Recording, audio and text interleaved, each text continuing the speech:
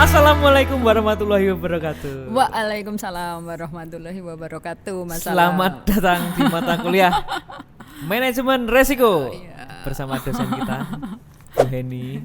Iya, masalah. Apa kabar Bu Heni? Alhamdulillah baik hari sehat ini. Ya? Alhamdulillah harus selalu sehat. Luar biasa. Oh ya Bu Heni, ya. Di mata kuliah Manajemen Resiko ini sebetulnya membicarakan tentang apa sih manajemen resiko? Resiko apa? Nah ini biar kami biar mahasiswa juga tahu capaian pembelajarannya itu seperti apa. Silahkan. Ya. Secara umum dulu ya masalahnya. Siap. Jadi ketika kita bicara manajemen risiko, sebenarnya yang kita bahas itu adalah ketidakpastian dalam bisnis.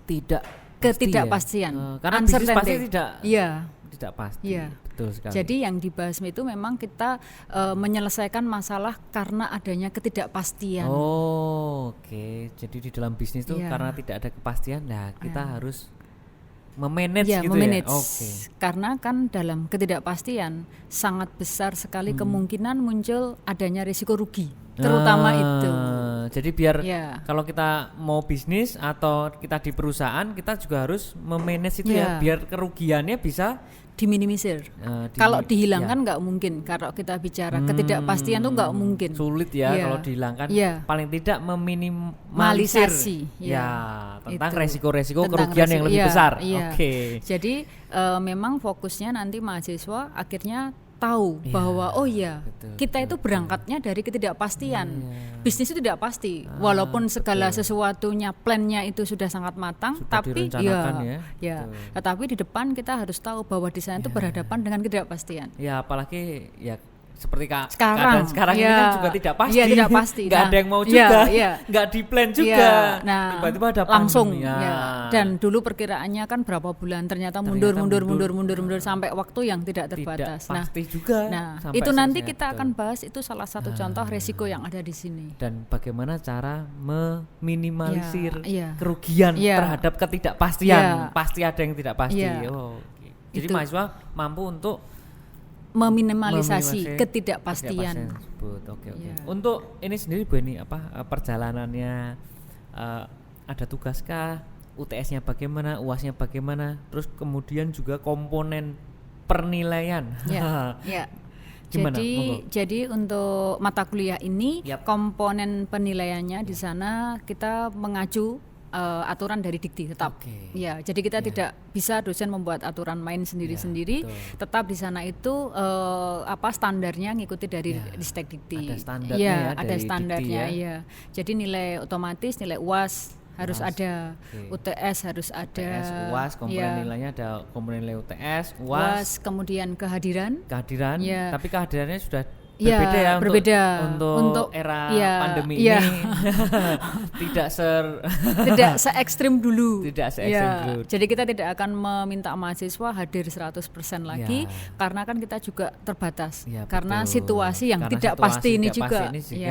Kehadirannya yang penting mahasiswa bisa menyelesaikan video materi sama kalau ada perkuliahan offline.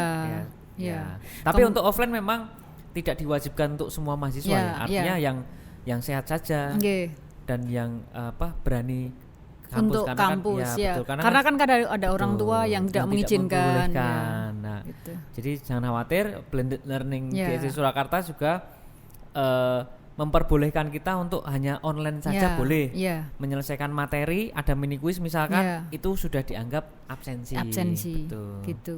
Jadi nanti kehadirannya di sana justru malah saya akan nanti mengajak mahasiswa untuk aktif di online, walaupun online-nya mungkin tidak langsung ngomong, tapi tidak lewat voice note, tapi mereka mungkin nanti via WAG. Jadi saya memberikan solusi mahasiswa alternatif yang paling mudah bagi mereka dan meringankan apa. Jadi ada grup by WA, grup yang dikelola di WA nanti kalau ada tanya jawab silahkan langsung ditanyakan. Langsung lewat situ. Karena nanti kalau kita mewajibkan mahasiswa pakai GC, kadang mahasiswa ada yang kesulitan sinyal, kadang kuotanya habis, dan kesulitan-kesulitan lain yang kadang berbeda antar mahasiswa. Tapi untuk di WA ini tidak wajib untuk absensi di WA kan Bu? Tidak wajib tidak wajib seperti dulu. Jadi absensi di WA tidak wajib. Jadi nanti di sana itu. Tapi dinilai keaktifannya.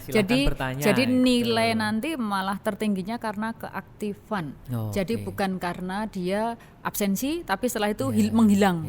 Justru malah walaupun dia bertanya sekali, dia akan mempunyai nilai lebih daripada yang tidak bertanya sama sekali. Jadi silakan bertanya karena kadang bertanya itu juga penting ya, mengasah critical thinking kita. Iya, betul sekali. Karena kalau nggak pernah bertanya, dia sedang ngapain gitu, nyambung nggak dengan materi kan gitu. Sebetulnya nyambung nggak, tapi juga ada loh Bu Eni, ada yang mungkin sudah mudeng duluan, jadi dia nggak bertanya, mungkin membantu menjawab pertanyaan dari temannya, itu juga akan dinilai Bu Eni. Jadi kan kita juga sebagai dosen harus tahu bahwa mahasiswa itu manusia punya tipikal yang berbeda-beda. Jadi ada yang modelnya diem tapi dia ngerti, ada yang modelnya kalau nggak ngomong. Nah kan gitu, jadi kita kan bisa menilainya dari banyak sisi, jangan hanya karena bertanya, oh pasti dia pintar, belum tentu juga. Kalau untuk UTS dan UAS pilihan ganda, multiple choice yang bisa online masih online untuk saat ini. Kemudian ada tugas nggak Bu Eni?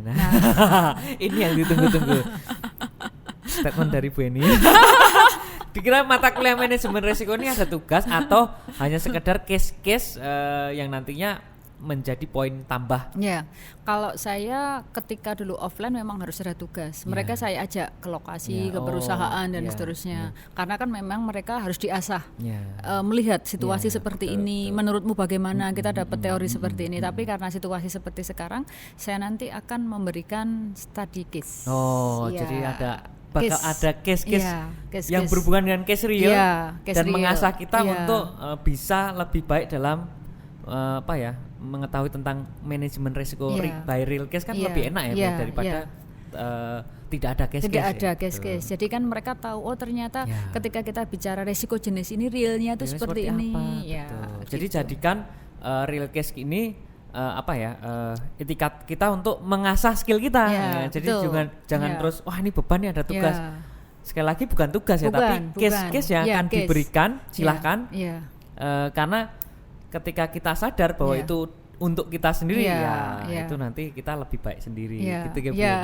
Siap. Jadi tidak ada tugas yang sifatnya di sana itu nanti semester akhir mengumpulkan, itu enggak ada, tapi saya akan memberikan case per chapter atau entah nanti per berapa chapter, karena kan kadang ada satu chapter nggak bisa diputus. Tapi harus menarik juga Bu Eni kalau kita akan bicara case-case kita malah mengasah kita kalau gini gimana, kalau gitu gimana.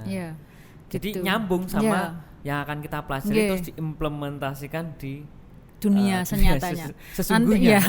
Lah mereka kan nanti berasal dari background yang berbeda-beda. Ada yang sudah kerja, ada yang belum, dan yang belum pun akhirnya kan mereka terasah. Ini dia. Oke. Mungkin cukup sekian dulu secara umum seperti ini. Secara umum seperti itu karena memang ada yang bisa di-download tentang RPP RPS, terus nanti PPT-nya, PowerPoint-nya juga bisa di-download, jadi jangan khawatir. Mengenai perkuliahannya isinya apa aja, pertemuan 1 sampai 14 itu nanti bisa di-download oleh mahasiswa. Sekian dulu, Bu Eni, kita jumpa lagi di pertemuan berikutnya. Assalamualaikum warahmatullahi wabarakatuh. Waalaikumsalam warahmatullahi wabarakatuh.